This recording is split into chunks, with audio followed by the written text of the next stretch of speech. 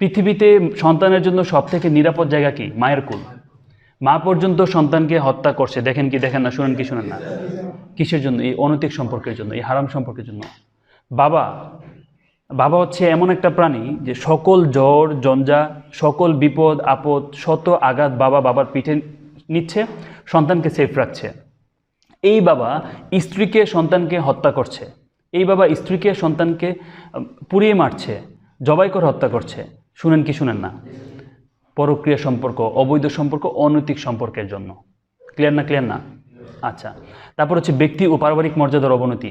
এইসব হারাম রিলেশন করার কারণে আমাদের যে পার্সোনাল যে স্ট্যাটাস, আমার যে সম্মান ও মর্যাদা, এগুলো ডাউন হয়ে যায়। কেউ যদি শুনে ছেলেটার একটা সম্পর্ক আছে, সম্মান বাড়বে না কমবে? আমি একটা এক্সাম্পল দিচ্ছি, জামালপুরের ডিসির কথা আপনারা জানেন না?